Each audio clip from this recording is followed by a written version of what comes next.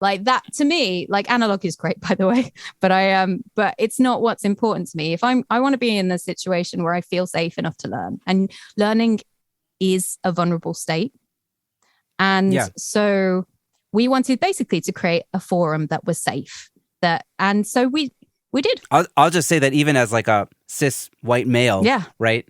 Like for me, going to gear slots, my early days was intimidating. And Oh, they changed the name. They changed the name. So how much more so? You know what I'm saying? Yeah, exactly.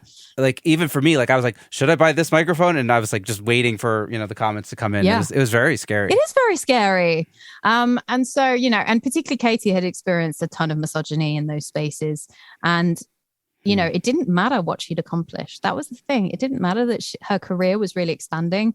There was so little respect coming through, just baseline respect as a human being. And so we suddenly had 150 people, and we all started chatting. We started nerding out about gear and software, and we started talking about the kind of the different scenes we were working in, the different studios we were working in, the kind of people we were working with, the kind of things we wanted to do for work, and making all these little collections. And me and Katie are just there on the sidelines, just like kind of tiny Mr. Burns, like excellent, and watching all of this kind of frothing up. And at that point, we got Dan Gumbel involved, who's a phenomenal journalist and general kind of music audio geek, and has been one of our biggest champions and allies since the very beginning. And Dan had done a little bit of work with me and with Katie, and so Katie said, let's get Dan involved, and we did, and it was brilliant. And this was about another 4 or 5 days before the first lockdown, so we knew none of that was coming. And we'd just done our first article in PSN News, and we were just so excited. And then lockdown happened, and everyone was forced onto the internet, and then things really started to happen, and we could never have predicted. It was a big moment for the internet, right? Oh boy. I mean, we were all at home terrified, looking for distractions, right? And suddenly the numbers really started to rocket, and it took a little lull, like it took a minute, but then we started hitting, oh look, we just passed 200. Oh, we've got 300. And then we had a little gap, and then suddenly 500. Oh, okay. And there were these waves of people finding us through 2020. And then it kind of stabilized in 2021, and we sort of hit like between 600 and 700, and we just sort of stayed there for a while. And we were like, yeah, that's a number we never would have expected, and we can handle that for now. And so then we got to this point where we were like, what do we do with them all? And so, as time progressed, we developed a schedule, really, because for a long time we were stuck inside. So we started Tuesday night Zoom calls, structuring them around skill shares and listening parties and socials. Sometimes we'd all just get online with like a cake and a glass of wine, and we'd talk about absolute nonsense. And it was just delightful. It was weird, but it was delightful. Yeah. And so it just kept evolving. But we had 3 main points, like 3 reasons. One was to help people find each other, so that they didn't feel like the only people that they could work with were cis dudes. And they didn't feel like, because they didn't know any women or gender minorities in the particular job role, that they couldn't find one. So that was the first thing. The second thing was to resource people, so that to make it a safe learning environment, and to have the community to resource from within. So again, it wouldn't feel like one of the side effects of not encouraging women into STEM is that basically all the people who have all the knowledge are all the cis men. So we're always looking to them to teach us things, and that in itself creates a power dynamic. And so we were trying to spice that up a bit with the idea of like, let's see what the women and the gender minorities can learn from each other. Let's see what's out there. Let's see what kind of expertise we have within this space. And so we kind of got that rolling. FYI, we do love cis dudes. Whenever I'm talking about this, please don't think we don't like y'all. I'm not taking it personally. No, it's all good. Don't. Please don't. We have like deep ongoing affection. Lots of them are, kind of team members, colleagues, partners. Like we're fond, but we're just conscious this is a systemic problem, so we call it what it is. Well, hopefully it won't be by the time, I mean, yeah, we're working on the it. next generation is coming up, you know what I'm saying? That would be delightful. I mean, there's so many people that are visible and out there now, you know what I mean? It does make a difference. You mentioned Olga Fitzroy, like a perfect example, you know what I mean? Like there's Emily Lazar, mastering engineer, who's, But even now, when you think of mastering engineers who are women, how many can you count? Katie, Emily Lazar. I'm sure there's more. I've probably interviewed her. I'm sure there's more. That is the telling sentence. But when you think of male mastering engineers, you got more names, right? Yeah. Offhand. Yeah. There you go. Yeah. That in itself, like teeny tiny piece of research there. Like that is what it's like, and that's the thing we're looking to shift, and it probably will be in the next It's also the percentages. Yeah, it is the percentages, right? The 2%. So 2%.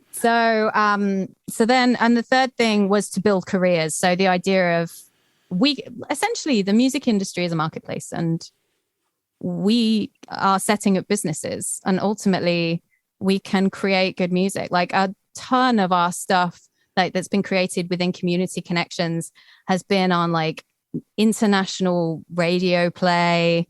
Lots of stuff has been synced. We've had kind of members who have written theme songs for movies. Like it's really like the thing is we are literally creating careers within the community because people are hiring each other, people are signing each other, people are discovering each other. That must be so fulfilling. Oh, I can't tell you. It makes my heart so joyful every time I remember that that's a thing and that's a thing that we got to start. It's really, even for me, just with my podcast, like I know people have been hired just because, somebody heard them on the podcast and you're just like, Isn't okay, cool. Great? This is like having an impact. Like this is making things happen for people. It is, isn't That's it? crazy. And it's mind blowing. It's like effervescent joy, isn't it? It's like, oh, I did a thing and someone benefited. That's delightful.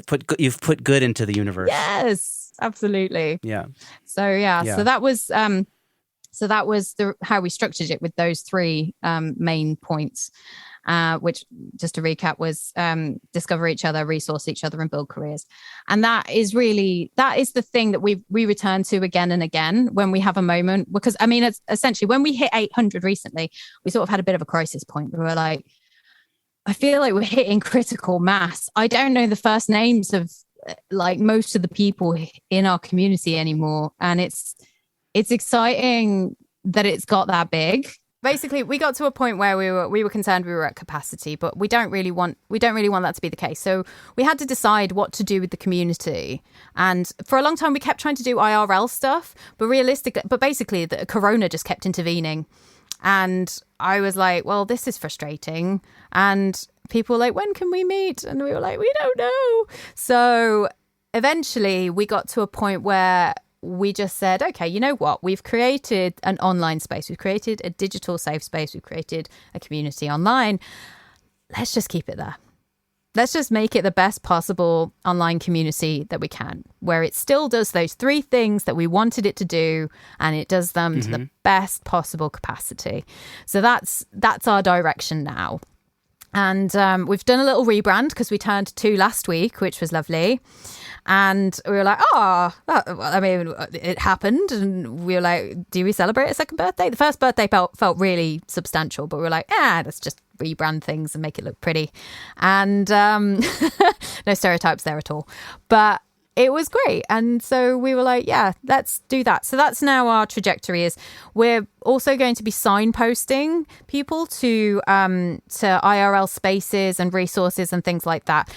And we'll do a little bit of IRL, but it will be very unofficial. It won't be like, we're going to run a conference. That's not going to be the vibe.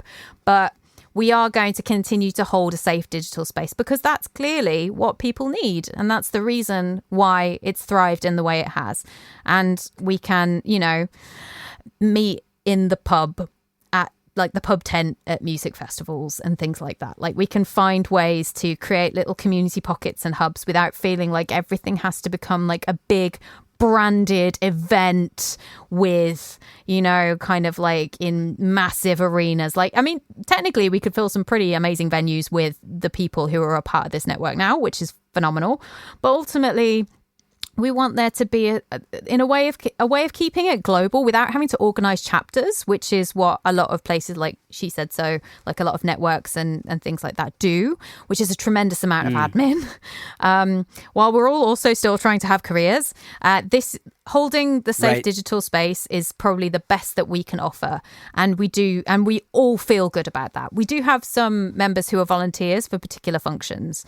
And then there's us. And we just, make sure that everyone's on the same page, everyone's using inclusive language and making sure that people are posting correct things in the correct places and things like that. And it just continues to thrive. So we're very happy. Yeah, it's so interesting, like the whole, like, you start something, and then it becomes bigger than you imagined, but you still want to really be doing music. So it's like, okay, cool, this is great, and I love this, but I can't. If I take it all the way, then I'm going to lose what I'm actually here for. Exactly. And like, I feel similarly with my podcast. Like, I love the podcast. Yeah.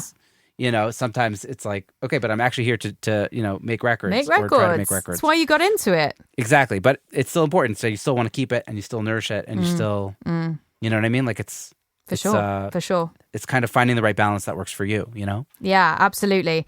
And we all want to keep that in mind, because at the end of the day, if we're all not attempting to have careers as well, then we're all going to become a bit unhappy and resentful. And we don't want to do that with something like 2% Rising, because it's been nothing but good. It's been nothing but... And you won't have your finger on the pulse as much. Well, that's also true, yeah. We've got to walk the talk as much as anybody else, and we're very conscious of that. Absolutely. But we're also very kind and gracious to each other as a team. Like, we talk a lot. We have a WhatsApp thread, and we're always telling each other, it's okay, don't panic. Like, if this is going wrong, we'll sort it out as a team. Or, if you weren't able to post something on the day you said you were gonna, that's okay, do it the next day. Like, we're not interested in putting pressure on ourselves for 2% to be anything but just a great space for people to grow. That's all we really want. And ultimately, that means us as well. It has to also be serving us as a community. We have to be getting out of it what we needed in the beginning when we started it, which we do.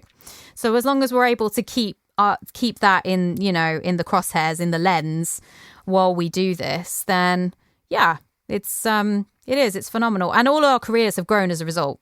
The funny thing is that we got support from the NME, which is a historical English music publication, earlier this year. Oh yeah, NME, yeah. Yeah, and we actually got a shout out on the Guilty Feminist IG today, which was amazing. In their Instagram stories, they got one of our members to take over for a day, and she's chatted about loads of great stuff about 2% Rising, and we're just so excited. And it's so funny because I'm looking at it like, well, this isn't what I would have chosen to be mentioned by the Guilty Feminist for necessarily, like so many years ago, or the NME. It's not why I expected to be on the NME's website, but you know what? I'll take it because it's great. It's great that 2% is reaching those platforms. Is there a lesson that you'd maybe want to impart on listeners of the show that are not part of the 2% Rising community, like people like myself? That I don't know, things that cis male producers should hear from, I don't know, your community. Like, what do we need to know that we don't know? I want to make sure that I give the right answer, because I know what other women in gender minority in music organizations say to that question. And I don't know if it really makes a difference. I think what I would probably encourage people to do is, number one, don't be afraid of other people who try different approaches. Don't be afraid of that, because what we're really doing at 2% is generating a new kind of business culture within the community. And it's one that is so much more collaborative and creative, and there's a freedom to it when the people in the room are genuinely able to leave some ego at the door. Like, there are different business models that we're exploring as a community, really, that could benefit people outside of the community. And we hope to see a ripple out effect. We do. We hold the space as like a private space, but ultimately people are operating outside of it all the time and building projects outside of it all the time. So that's the first thing I'd say is like, there's a scarcity mentality in the music industry, which is looking at success in the music industry like it's a pie, but that's actually, and you know, you've got your slice of it and you defend your slice, and it's dumb.